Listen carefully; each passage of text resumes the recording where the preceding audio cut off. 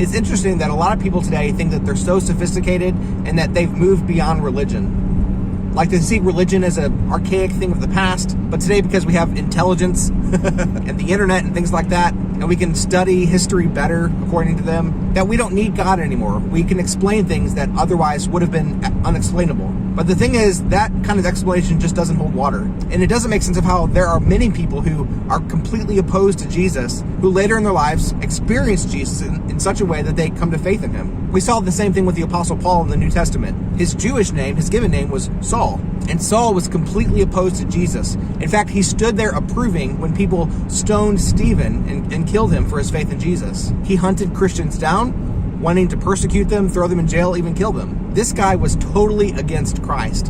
And yet, he had an experience that he couldn't explain other than Jesus actually being the Savior. You can read about it in Acts chapter 9, but I just want to point out that this guy was completely against Jesus, and yet because of his undeniable experience, he came to faith in Jesus, and then became the Apostle Paul, who would write most of the New Testament.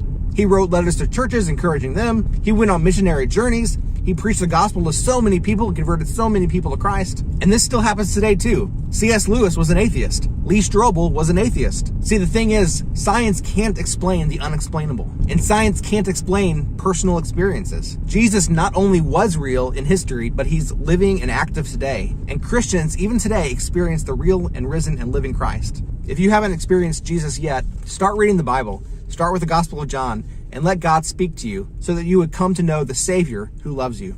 God bless you. We'll see you again tomorrow.